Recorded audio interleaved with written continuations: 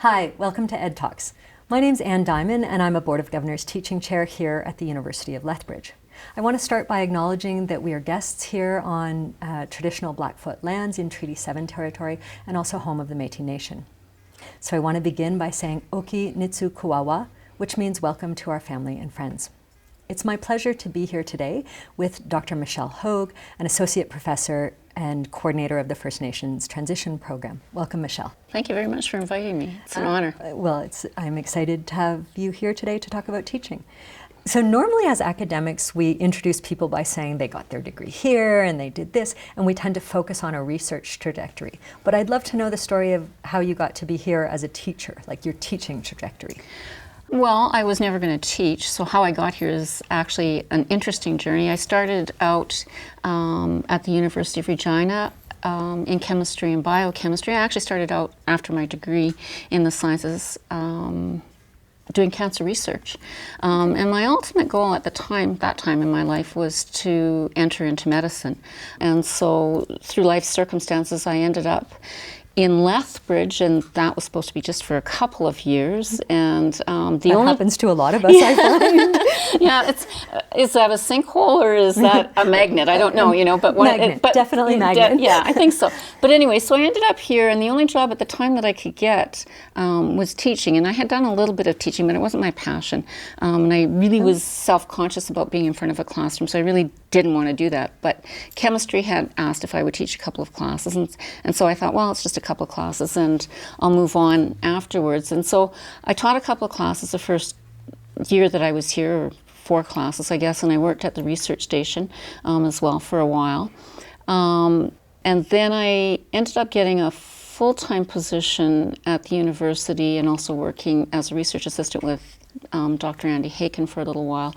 Again, just with the idea that I was going to move on into medicine. Life happens and circumstances. And I stayed in the chemistry department for probably a decade or more, teaching chemistry and in the labs, and sort of became interested in how we teach. And when I was hired there, I was the only female the chemistry department had ever had. And so there were a lot of questions I had about how we teach, and often those were met with, perhaps it was a gendered way of looking at things, to which, of course, I took offense at times, but yes, I do know. Yeah, and so I decided at some point that if I wasn't going to do medicine, I had started a master's in biochem, but if I wasn't going to do medicine, I was really interested in how we learn differently and how we teach differently. And I'd been teaching biochemistry, had developed a couple of courses that were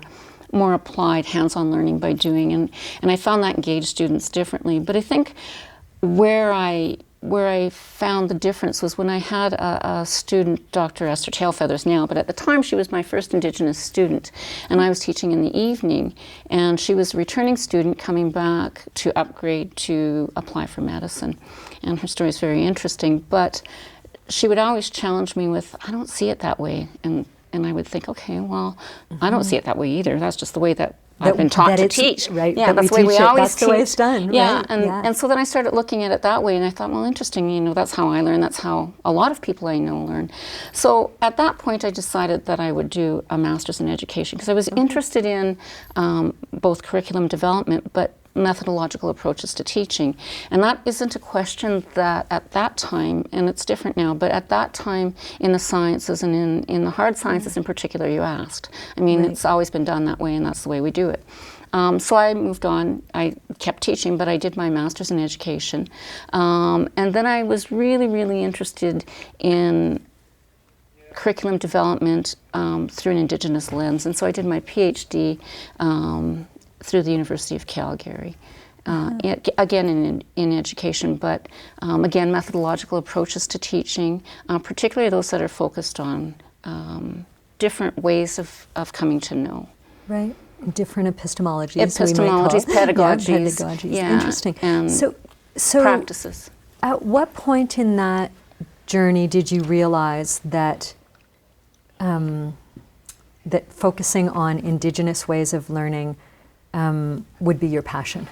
I am Métis by heritage. and it was always something that was of an interest to me. I came from the University of Regina, and at the time, the First Nations University of Canada was there. It still is. I guess I shouldn't say at the time, it's still there.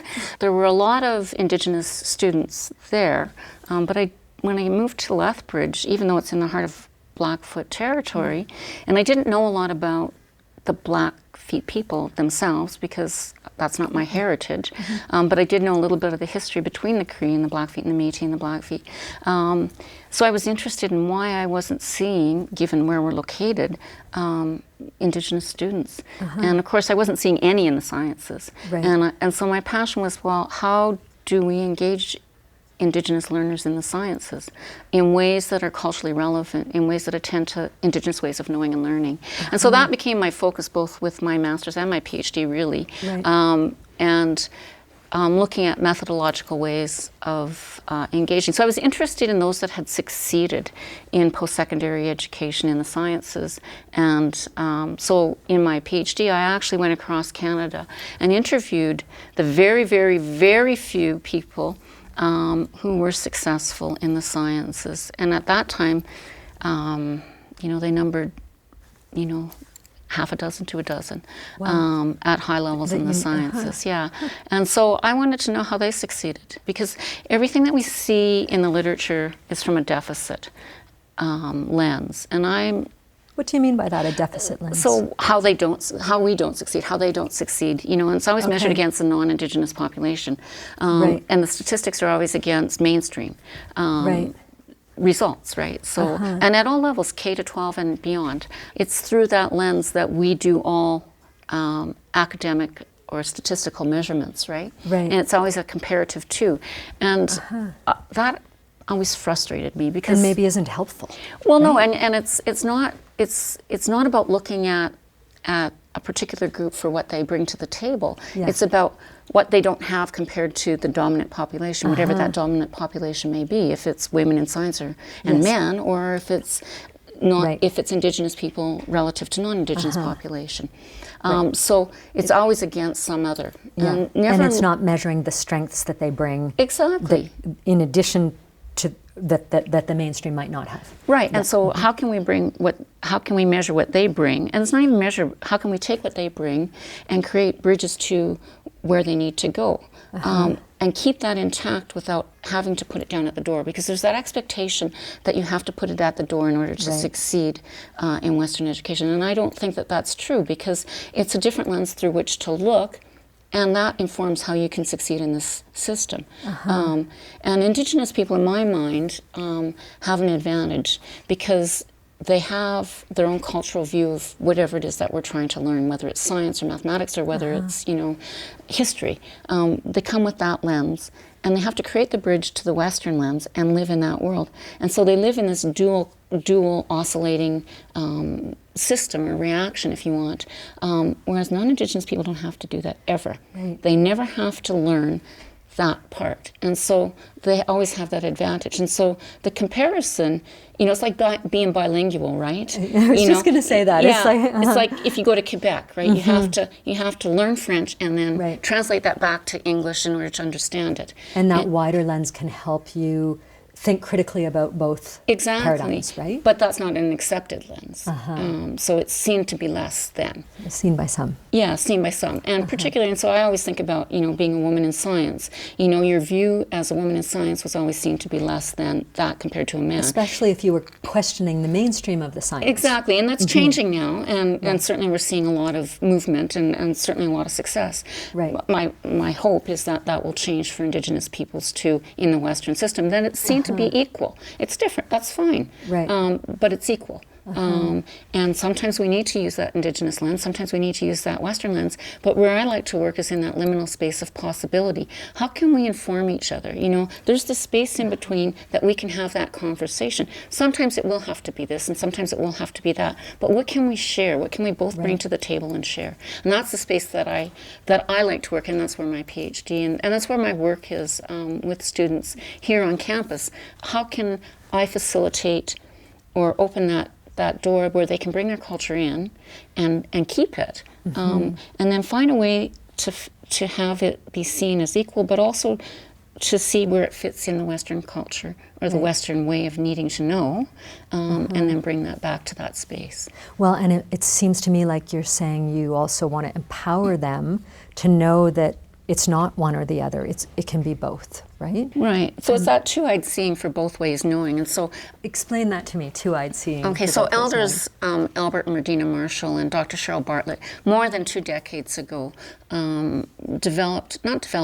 began talking about how can we bring Indigenous knowledge into this space and give it space. And so this space, academic space. Academic space. So two-eyed seeing means to view whatever it is that you're going to view through an Indigenous lens, and then view whatever it is that you're going to view through a Western lens, and then use both eyes together for that depth of perception. Because you know that if you only use one eye and try and go down the stairs, you don't have any depth of perception. And so it's that depth of perception, that deep, deep, deep perception and learning that we need to have. And so that's what informs that deepness.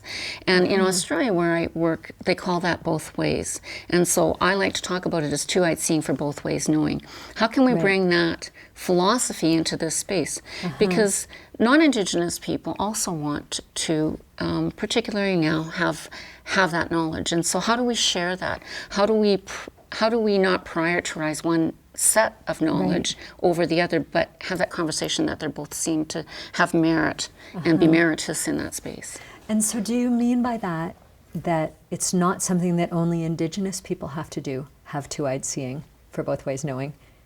It's also something that non-Indigenous people need to develop. Absolutely, and I actually think it's really important. I mean, and not to have that pushback against you're non-Indigenous, so you don't have the right to know that. How do you open the door and have that conversation? So, you know, as a non-Indigenous person, for example, how might you ask a question? And, you know, I always like to provide safe spaces. There are no silly questions. If you don't know, you should be able to ask that in a safe environment without being rude or crude, right? I mean, so those rules in place and that safe environment. Which are for rules anything. Cross-culturally. Exactly. Those are academic rules as well. Yeah, they should be right? respect. It's about respect. And so how do you have respectful conversations? So if you don't know something, how can I ask that question? And how can I learn? And so I like to be in that space, and maybe because I am of, Métis heritage, but I've been in both worlds. I like to invite that conversation so that you can open the doors for a safe space to have those kinds of conversations and learning. I know that you've been instrumental in the development of the First Nations Transitions Program. Can you tell us a little bit about that program and what it does and how it developed? It developed about, it's probably a dozen years ago by now, maybe even a little bit more. It started out as a SPANS program, support pathway for Aboriginal nursing students, or program for Aboriginal nursing students, and it was a 1-year program to which the government funded some money, and then it didn't work. Or it didn't get funded again. I guess it didn't get funded again. And so there was a gap year in there. And then all of a sudden there was more money put in. And so then at that point it moved forward from there. So when it first started, it was more about, I think, getting Aboriginal students into nursing, and then potentially targeted program. Yeah, a targeted program. But then there was also this other sort of side stream. So there was actually 2 streams, and that continued on for a little while. And then we started to see fewer people going into nursing because that was starting to sort of dry up a little bit. And so we kind of combined that into more of a consolidated pathway for Indigenous students to come into post-secondary education. Again, it was always on soft money until just the last maybe 4 or 5 years. So it was always on rolling funding. It never appeared in the academic calendar. It was kind of not off the side of a desk, but it was always something that just wasn't really visible.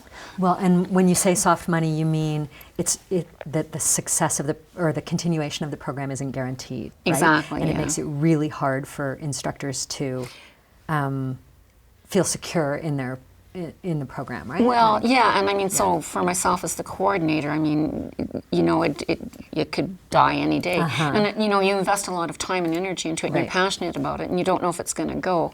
But so now it's regularized? Yeah, so now it's regularized after the Academic Quality Assurance Review. Fabulous. That became a requirement of the Academic Quality Assurance Review, which was great, because now it appears in the academic calendar, and it appears on our website, and it's a fully program. functioning public program.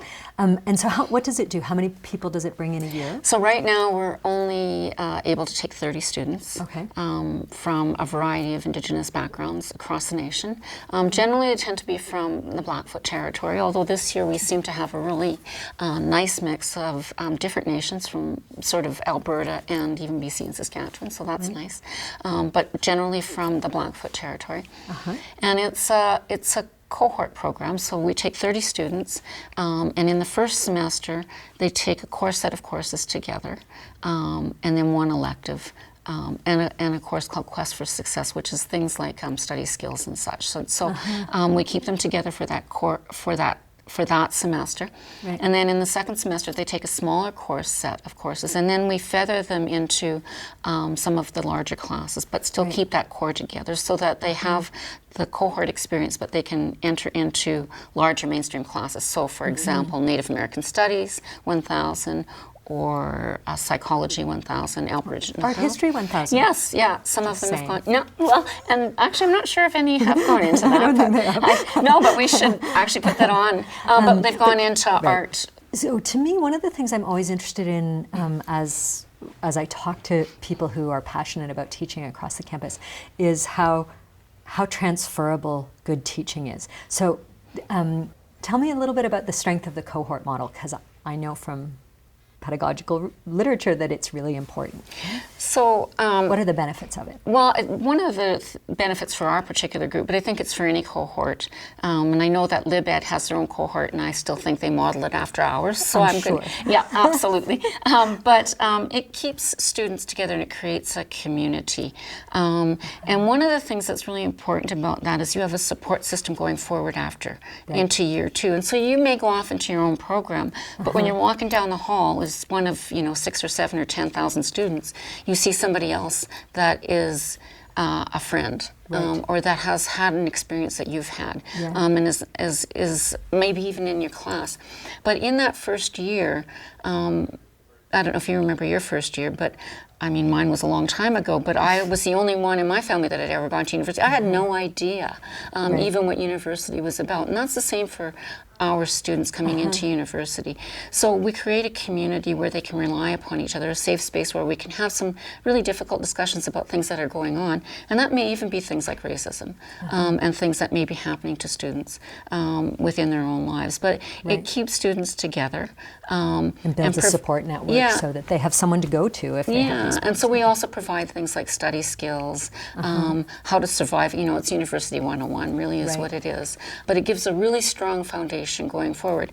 And I always like to say that, one of the great things about our Academic Quality Assurance Review outcomes of that was that students who came through our program were retained to graduation, although it takes longer sometimes, at a 10% higher rate than any student who came through the front door, Indigenous or non-Indigenous.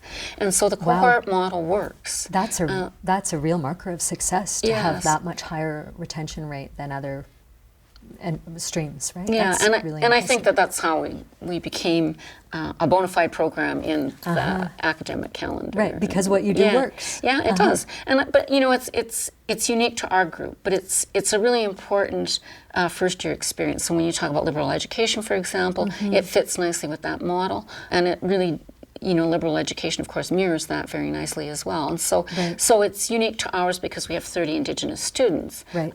But the philosophy of community is really important at the post-secondary level. And good teaching is really important. Because I tend to be very selfish about that. I want really good teachers, educators that's being very selfish here, in our program. Right. Because that creates a really good experience moving forward, right? Right. And it gives a really strong foundation. So in terms of teaching in your discipline, in chemistry, how did you start thinking, or what did you do to make chemistry more indigenized, let's call it? Is that Culturally relevant? Culturally relevant, sure. Yeah. Well, one of the things when I first started teaching, I was actually brought in to teach chemistry. And I taught it for a couple of years, and I taught it, the same way that chemistry has always been taught. And I wasn't seeing any success. I was. And you don't mean with Indigenous students there, you mean with whoever was in the classroom? No, I mean with Indigenous students. So, okay. so I actually was seconded in to teach chemistry, just the Chemistry 500, the first time that I taught in the program. And so I was teaching it the way that it's taught in chemistry, and trying to engage the students. And one of the challenges that I had was, I don't think they came in with the same level of preparation. Right. So that was certainly an issue. But it was so obscure, is the word that I could think of, to them. So if you use a textbook, and you point, you have particular readings or words or, whatever, they just weren't grasping the concepts. And I couldn't figure out why. And so I was really frustrated with it. And so I thought, I don't think it's the ability to understand, because once they grasped the concept, it wasn't an issue. So it wasn't that at all. It's the mode of delivery. Yeah. Well, it's a mode of delivery, but think about it. And so I use this as an example. I remember when I had a chemistry class. I had about 15 students. And so one of the challenges was that the chemistry course, when it was first put into the program, didn't have a lab. And so I argued, how are you supposed to learn chemistry if you don't have any hands-on learning? Right. How are you supposed to understand what a beaker is if you've never seen one, So I got a lab. So the very first time that I had all of my students in the chemistry lab, I did like we always do in Chem 1000s, I handed them their locker check-in list and their glassware, and stepped out of the room for a minute and came back, and nobody was saying anything, and the students are so respectful that nobody would say anything. And the room was silent, and I said, well, what's the matter? And they said, we have no idea what any of this is. We've never seen any of this.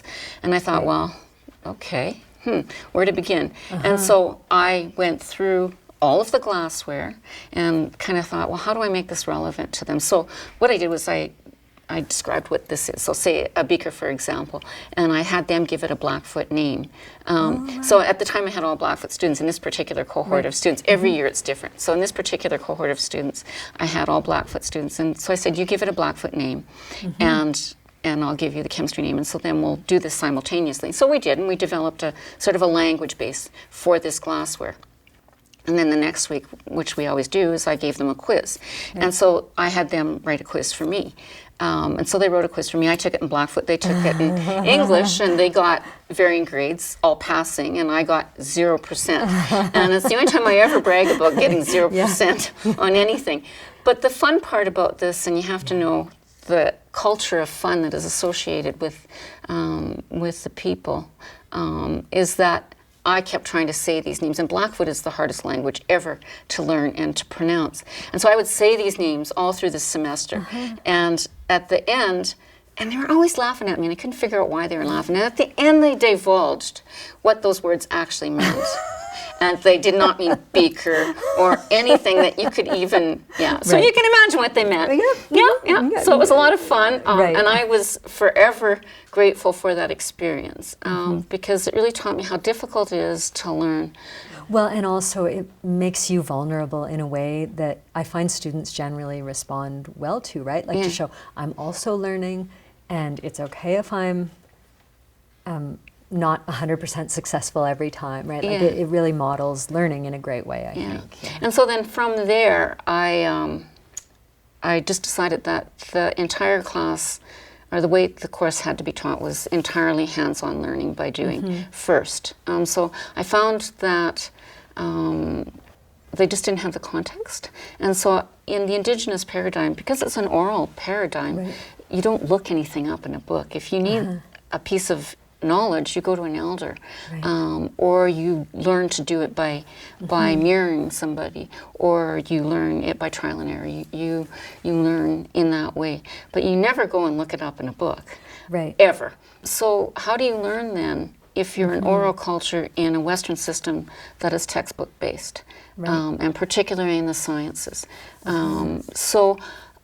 And what prompted me to do that was my students liked how I taught, I think, because when I was leaving one day at the end of the semester, students return their textbooks, right? And so I had about 8 students at the bookstore returning their textbooks. And so I went up to say hello and asked them what they were doing. They were kind of embarrassed and they were a little bit awkward, and they were returning their textbooks. And the interesting part was that they were returning them all still wrapped in cellophane. Yeah. It tells you something, right? And so I said, okay, what? And they said, well, if we return them in cellophane, we get all our money back. Yeah. And they wanted to go for lunch, which was really important, I think. And they had only opened up one book so that they had a reference, but they had said the way that you explain it is so much easier to understand. And so I had designed the course so that it was completely hands-on learning by doing first. And so I used the medicine wheel as the template, which nicely mirrors actually the scientific method. So if you look at the medicine wheel of spring, summer, fall, and winter, spring is the idea. What is it we want to know? So what is the seed we're planting? And then we're going to grow that in the summer. That's the procedure in the Western system. Fall is, so what's the harvest? Well, that's the analysis in the Western system and the scientific method. And then winter is where I can bridge that to the next season. Well, to the next season, set but of to the learning. Western Okay. concepts that they need to know. Because at the end of the day, they still need to understand that chemistry, right? But Right. how they get there doesn't matter. And I often use that analogy of, if you're all going to a wedding, for example, we don't all arrive at some place and then come to the wedding together. We all come in different ways. Right. Some of us walk, maybe if it's close enough, fly, drive, whatever. But we seldom, if ever, try to get to this mark and then get there. But at the end of the day, we're all at the wedding having a good time. And that's the same thing for Right. our learners. At the end of the day, they still need to know. The outcomes need to be there. They need to be there, and they know- need to be able to move on to the next level successfully. But how they get there doesn't really matter as long as they get there in that way. And so that's the philosophy that I use. For me, so much of what you say resonates with what I think of as good teaching practice more broadly, right? Because it does involve meeting the students where they are and recognizing what techniques you have that work for that learner, and recognizing that those techniques might be different. So to me, it seems like such a transferable set of good pedagogy practices, right? That you're recognizing the student needs and you're working from that. That starting point, and I think I think that's a really important point. The problem is in the Western system, we're time focused, right? Right. So we're a linear system. We go from here to here, right? Whereas when you look at the Indigenous paradigm, each time around, you learn something a little bit more. You don't Right. necessarily get it the first time around, Right. and that's okay. And so it's in education we call that spiral curriculum. There's lots of different words around that. But it's about each time around you learn a little bit more, and you don't necessarily learn it all at once. But in the Western system, we're linear. It's start to finish, and if you don't get to the finish line, you failed. And that's the difference. Right. We don't. I guess it's about relationships. So in the Western system, it's about measurement, right? Right. In the Indigenous paradigm, and Leroy talks about this a lot. Leroy Little Bear. Little Bear, yeah. So it's about relationships, and that's how Indigenous science is different from Western science. It's about the relationship of learning and how we learn in relationship to both the individual learner and what it is that they're learning, and the Western system's about measurement. How much did you learn, and did you Right. learn enough? And if you Right. didn't learn enough, then you didn't make it. You failed, and you have to go back and start again. So there's a difference in pedagogy, in evaluation, I guess, as well. The FMTP program has had so much success, and it's been a real benefit to our students. But can you tell me how it also benefits the wider university? Well, for one, we have more Indigenous representation within the university, but I think as a program itself, it's a model, but it's more about, when I think about 21st century learners, for example, so kids of today and Indigenous learners, culture aside, because culture is really, really important, and it's a very big part of what we do in the program as well. But culture aside, kids of today, so the 21st century learners and Indigenous learners are not that far apart. They're hands-on learners by doing. That's, it's about resourcing my own learning. And so kids of today seldom pick up a textbook unless they're forced to, right? They find their information in a lot of different ways, whether it's the internet, whether it's their friends, whether it's actually by doing it themselves. And so they're sourcing their information from a lot of different sources, as do Indigenous learners. So that way of learning, I think, is a model that can be used throughout the institution. But it also is about increasing representation of different ways of learning and different ways of approaching education, that they're both equitable. They may be different, and that's okay. How we get to the plate and at the end of the day is all that really matters. And again, it goes back to my wedding analogy. How we get there doesn't matter as long as we get there. And I think it's a good way of mirroring good teaching practice. When I think about the teaching center, for example, and the way educators within that teaching center, for example, have approached it. We're all different, but we all bring something unique to that center. And I love that about the university. So the way I teach is different than the way you teach, and that's great. And they're different. One's not necessarily better than the other. Some attend to specific ways of learning and knowing, and others attend to that. And so it's a good model for good practice, I think. And I encourage the educators who teach within the program to find their comfort zone in that, and they do. To me, there's the benefit of representation, of increased representation of Indigenous students is significant on campus. In my area, we've added Indigenous programs that mirror the non-Indigenous streams. I guess I was surprised to see how much impact that has on the non-Indigenous stream, right? That it strengthens both areas. Do you find that in other areas of the university? Yeah, I think one of the areas that's a challenge again is still the sciences. I think, and I think the sciences are still embedded in a particular way of teaching and learning.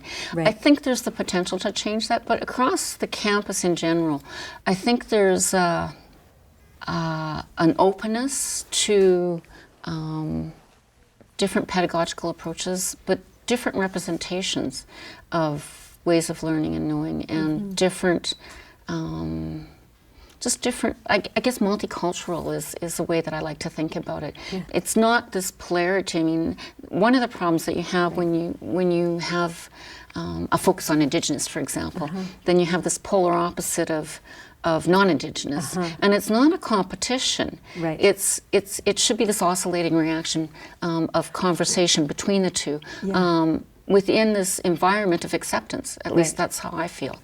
That I see in the development of our program, that the sort of crossover between the two streams, because they share so many courses, and so we have now many in the non-Indigenous stream taking the Indigenous courses because it's important, right? Well, and I think that falls on the TRC, of course. So we know, which I do want to get to. Right. So the Truth and Reconciliation. Exactly. Commission. So I mean, it falls on that, and it calls everybody to action. I think that's the important part. I thought that personally, I found that line, "We are all treaty people." Exactly. I found that very moving, and I was ashamed that I hadn't really thought of that myself previously. Well, and we're all guests, wherever we are. I mean, so I even as a Métis person, I'm a guest in Treaty 7 territory. I'm from Treaty 4 territory, but I lived in Treaty 6 territory. So we're all guests. So we're allies to the territory that we go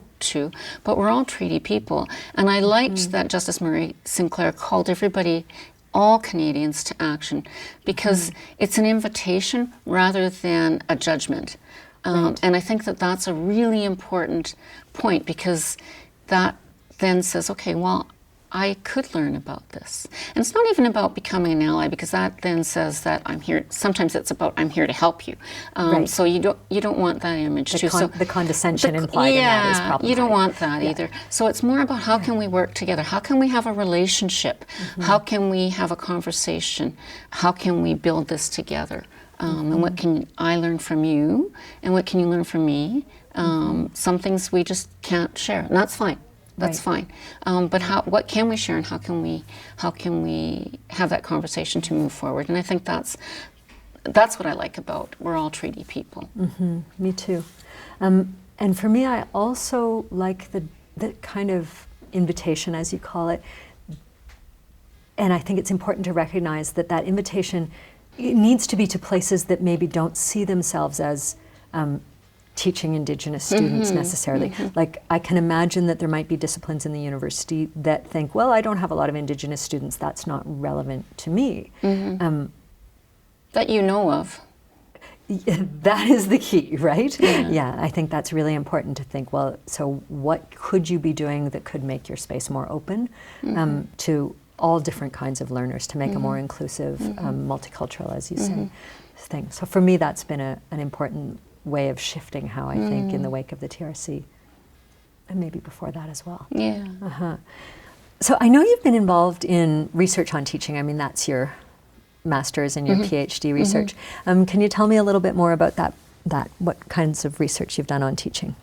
Well, as I'm always interested in the sciences. I'm labeled as a scientist for some reason, but I'm a different kind of science, I guess, educator, if you want, because I'm interested in engaging Indigenous students in the sciences from a culturally relative perspective, but I'm actually interested in engaging all students in the sciences from a learning perspective.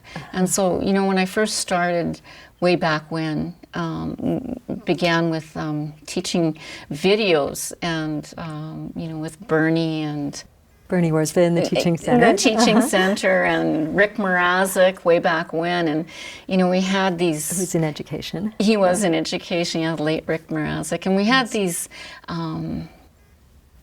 lamps that we got from, a hardware store, and had students. I didn't want to be in these videos because, when I was in school, or when I was in university, I would have these teachers who would show these videos and then leave the room, but they were 20 years prior to that. The 1950s education. And so they looked really young, and I did not want to be one of those ones. So I always had students do this, so that would never happen to me. But it was things like, I found that students, and these are non-Indigenous students, were still struggling with a lot of the hands-on learning concepts, things like pipetting. If you've never done it, how are you supposed to understand it? Right, and you can read a book about here's how you do it. Yeah, and if you only get one kick at the can in the lab, that's it, so you don't ever get to develop proficiency. And so I wanted to have a resource for the students where they could watch this and come prepared, or at least have an idea of what it is that they're learning when they get to the lab or to the class. And so we did this whole series of teaching technique videos. That were hilarious to do and a lot of fun, but that are still they became the foundation for the Teaching Center.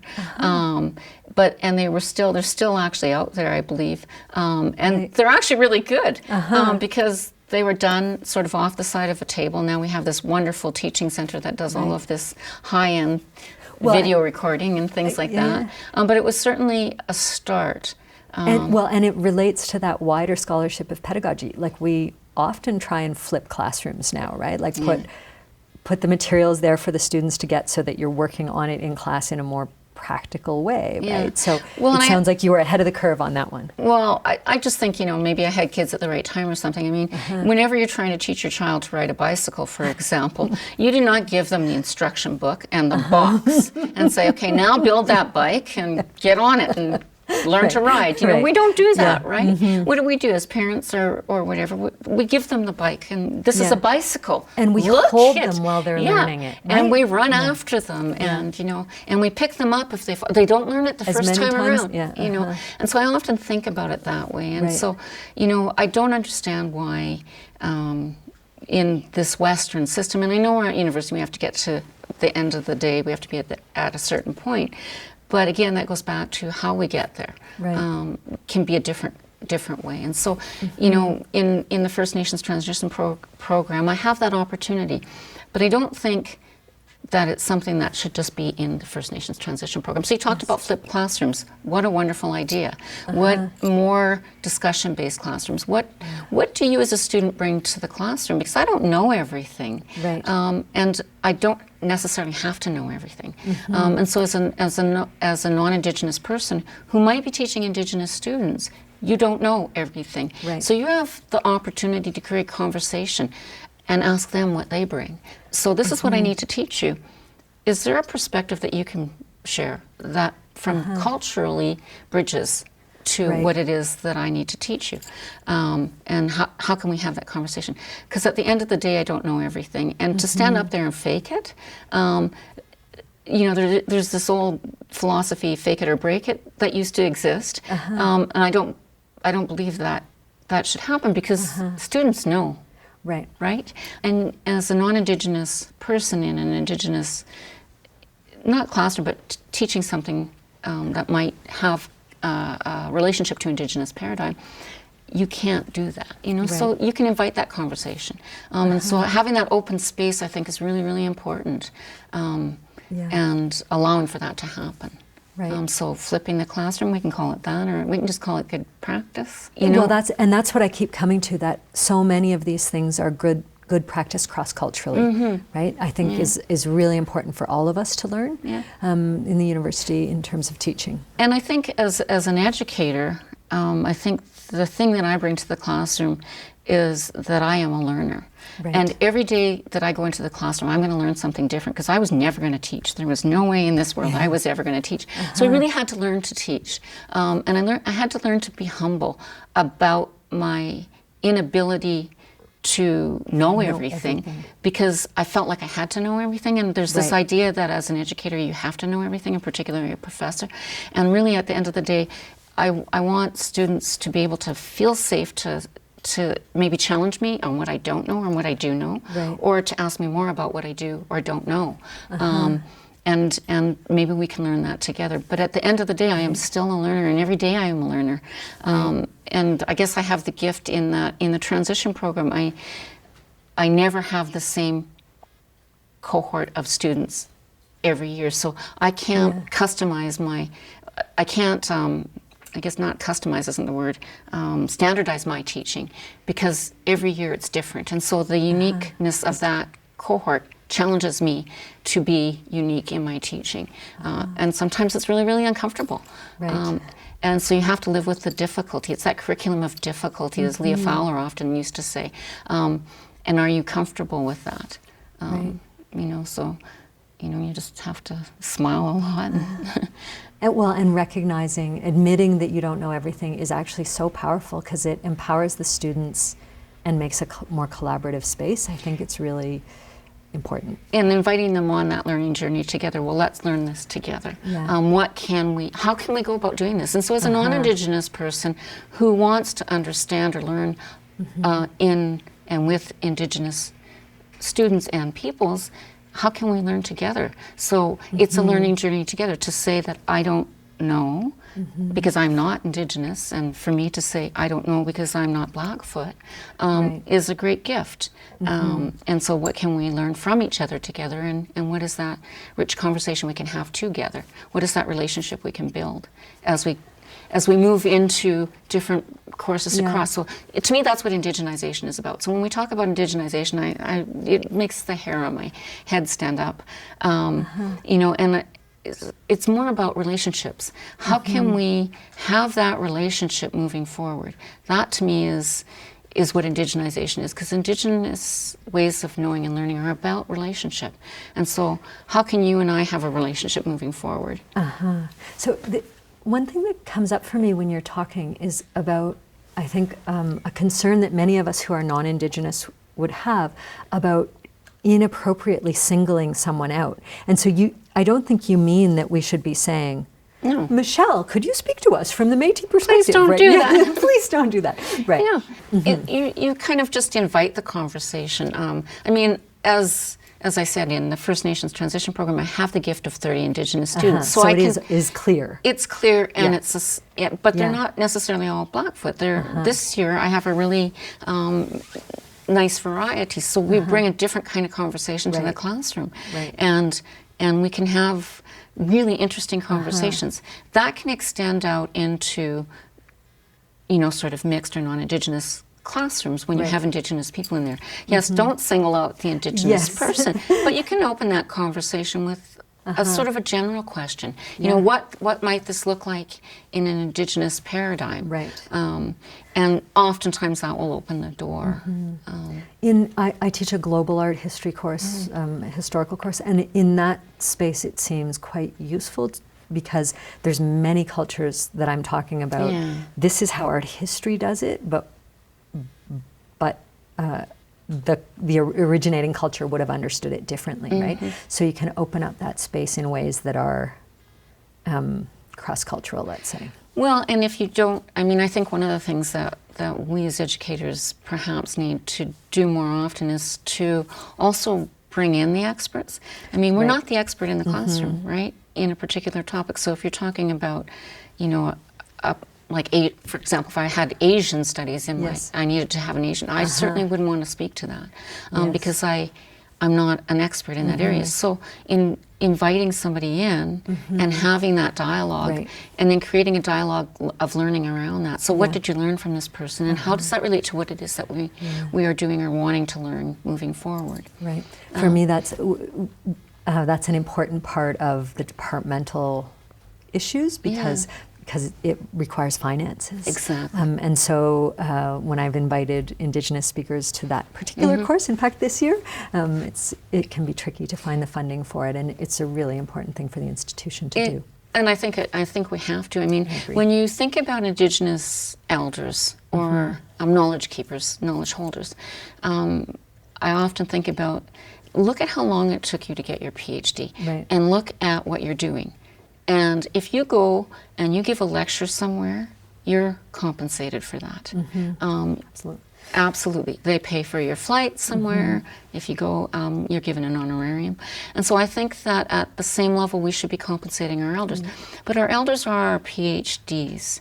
And so they should be compensated in that fashion. So when you bring a knowledge keeper in, no matter who they are, they should be compensated. And you're right, the university and government and industry, in my mind, should have to recognize that and acknowledge it in a respectful way. In a respectful way that recognizes different expertises, different ways of knowing, and different ways of getting there, as you've said earlier. Exactly, and when we bring in when you bring in an elder, elders know specific knowledge.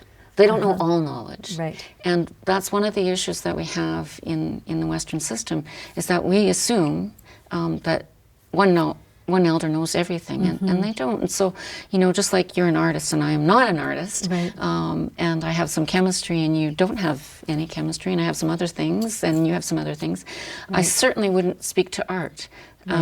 So you're an elder in art, I might be an elder in my area, but I can't come in and speak to that at all. There can't be one one person who fits the whole needs. And so we should be able to compensate for that, right? Yeah, I agree. I think that's an important part of teaching moving forward. And that's an important part of the TRC, I think. When we talk about education and moving forward with the TRC, we need to acknowledge those things in that way. Right. I agree, Michelle. I think it's really important to compensate our knowledge keepers, and I have found it really useful to bring people in to speak in my classes, and particularly Indigenous speakers, because it just speaks to a different way of knowing for me. So So do you want to come and speak into my class as an artist? I would love to speak about art history. Speak about, there you go. So I'm taking you up on that. Okay, we will do that. That will be fun. Thank you so much for coming and speaking here today. I feel like I've learned an immense amount, and I really appreciate you taking the time. Oh, thank you very much. Okay, thanks. Appreciate it.